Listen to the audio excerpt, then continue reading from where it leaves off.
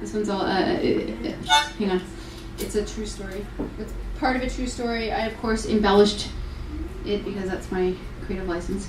And, but the basic premise of the story is true. This is for the people in Nanaimo, and Jagris, this one particularly goes out to you, even though you're not. You wish that you lived in Nanaimo when you lived on Gabriola, even though Nanaimo is what it is. Nanaimo, for those of you who have never been there, is it's a port town on Vancouver Island, and it's kind of known for bars and sort of it's kind of a little rough, rednecky, kind of like that. But there's this one bar that I played at once, and it's called the Canby Hotel, and I was, well, it's all in the song, right? I was a little concerned because it looked a little rough when I pulled up there, and I'm like, oh, it's gonna be like playing here tonight. How are my songs gonna go over in the redneck bar? But so I won't tell you the whole story, but I did meet a really interesting character there that night, and it was actually turned out to be a really fun night, and this is the song I wrote about him, and it is true. I'll tell you about it later. Anyways, I'll sing the song, and how's it go? There we go.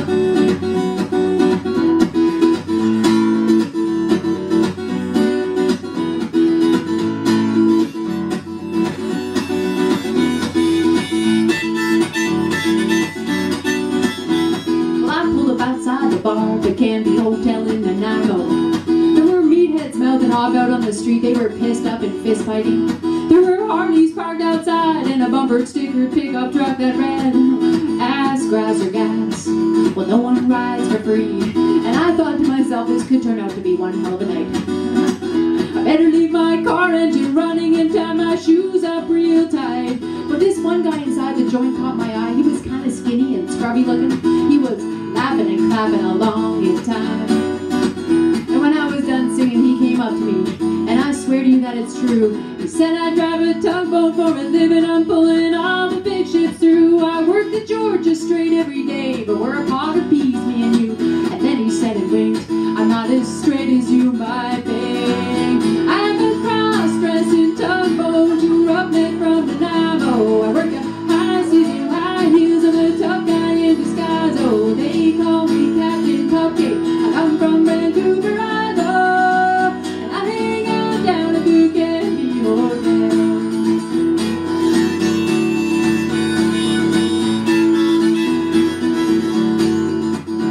Well, I thought that I misheard this guy, so I said, what did you just say? Then the trans rock punk surf house band plugged in and began to play. And my new friend checked out the lead singer of the band and elbowed me, saying, man, I look better in a mini skirt than that guy does any day. Anyways, Kate, you may be wondering to yourself, just how does a guy like me get a job driving a tugboat when I'm kind of a dude that looks like a lady? Well, I grew up hauling payloads big and small. I'm as good as any man. I know these seas like the back of my manicured hand. I'm a cross-dressing tugboat, roughneck from Nanaimo. I work the high seas and high heels, I'm a tough guy in disguise. Oh, they call me Captain Cupcake. I come from Vancouver Island, and I hang out down at the Canby Hotel.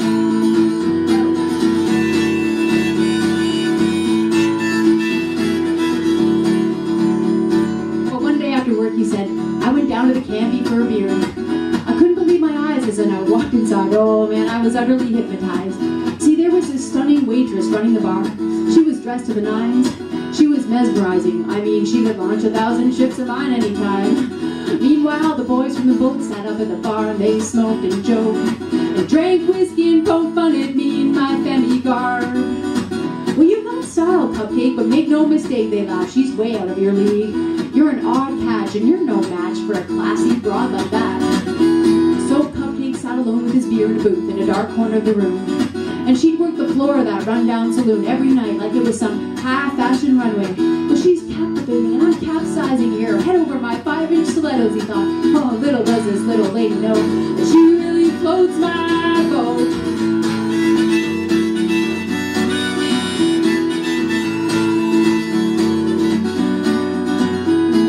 Then one night, Kate, the boys were putting back the draft. They were plastered and making passes at her. And everything I was holding inside me exploded. I finally snapped, he said. I stood up and told them off, and then in the next breath I turned to her and confessed, "You're the most beautiful woman I've ever seen, and I've been wondering, would you marry me?" And I'm a cross-dressing tugboat, grew up there from the Navajo. I worked the high seas and high heels, I'm a tough guy in disguise. Oh, they call me Captain Cupcake. I come from Vancouver, Island, and I hang out down at the Canby Hotel.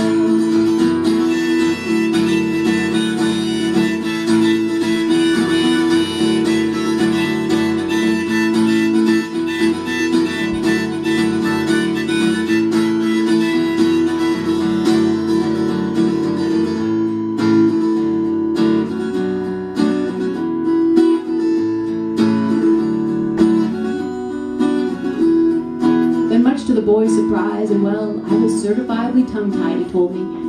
When she threw her arms around me and said, "You know, the first time I laid my eyes on you, honey, I knew you were a different kind of man from all the rest. So if we can wear matching wedding dresses, then baby, I'll say yes."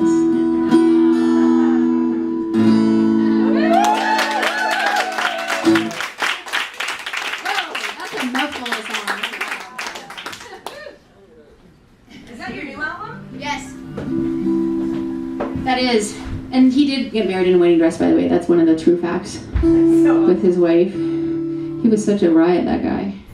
I was so excited when he was like in the audience. I couldn't figure him out because he just you know, I have like stereotypes in my head too, right? And he just looked like this normal average guy. I'm like, what is the deal with that guy? He's so pumped about my music. Like, I couldn't figure it out. And then he told me he was a cross-dresser guy, and his name is Captain Cupcake, actually. So funny. So I too am a cross-dresser sometimes. Yeah. And this is a song where this is my second last song, so I'd really like it if you sang with me a little bit. I'll teach you how to sing the part I want you to sing. Okay? Don't be afraid, it's really easy. It's a really difficult lyric though, I just want to warn you. It's oh. The part that's hard is that you have to repeat it several times melodically. But you can get it because you're smart, right? So I'll sing it for you and then we'll do it in the song and it'll be fine because you're gonna rock. Okay? So the funny thing about this song is that I wrote it because a friend of mine and I were walking one day in Vancouver and we were talking about clothing and gender and sort of how a lot of times how we wear is an expression of who we are, right? And it's sort of how we define ourselves. And some people care about that and some people don't. But we were having this quite discussion about that, and I stopped her and said, well, first of all, she's like this hilarious cross between like a granola dyke and a surfer guy. So she works on an organic farm out in Richmond and bikes out there every day, which is quite a far away from Vancouver. And she wears like, you know, those gray socks with the red stripe around them from Mark's Work Warehouse and like hiking boots. And, you know, cut off baggy jeans that, you know, there's no hem, it's just the fray, right? And then I'm trying to paint you a picture of what she looks like, and then, you know, like the baggy tank top, no bra. And she calls me dude. So that's the, you know, the prepubescent surfer boy thing going on. And she's got this really hilarious lingo, so she calls me dude all the time. So we were talking about this whole gender clothing thing, and I stopped her at one point in the conversation. I said, you know, Karen-O, I have something to tell you. And I said, don't tell anybody this, but I sometimes when I'm home by myself and it's a hot summer day and nobody's around, I slip into a skirt and you know, tank top, whatever. She stopped me. She's like, dude, you're totally a cross-dresser. And I was like, yeah, I guess I am. So that prompted me to write this song. And this is the part you're going to sing with me. Oh, oh, oh, oh, oh, oh, oh, oh, oh, oh, oh,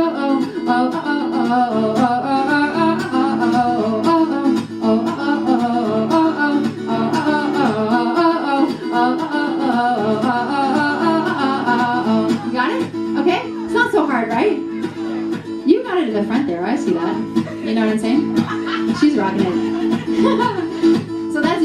with me, and the first time we just do that, I did it twice there, right?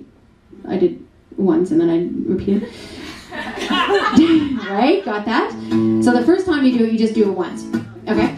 Second time you do it twice, and the second time again, the third time you do it twice. So it's like 1, 2, 2, okay? Just so you don't fuck up, because I don't want you to feel embarrassed that you sang out of place, and that would be, we might have to point fingers at you.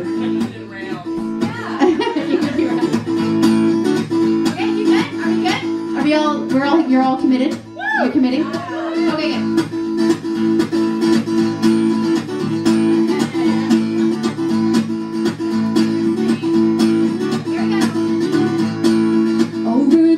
Couple of weeks, I found myself strolling through the city streets, coveting the clothes in the windows of those high-fashion boutiques.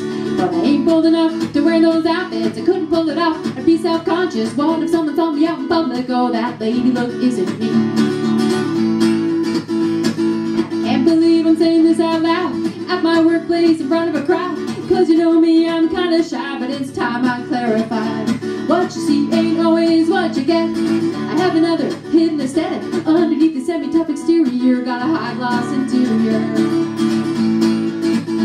In the privacy of my own home, I like to put on women's clothes. Yes, it's true, I'm one of them. I am a closet femme. Yes, I am. Oh, oh, oh, oh, oh, oh, oh, oh, oh. Sometimes when I'm home alone, I throw on one of those full-length slips. I rip my socks and shoes off and apply some pink lipstick. I wear my black mascara for flair, my favorite eyeshadow if I dare. And if I'm feeling in the mood, I even put on a little rouge. And in the privacy of my own home, well, I like to put on women's clothes. Yes, it's true, I'm one of them. I am a closet femme. When it first came out, I had something to prove. So I bought myself some second-hand army boots, and I gave my girly clothes to Sally Ann. But now it turns out I am a closet femme. Oh, oh, oh, oh, oh, oh, oh, oh,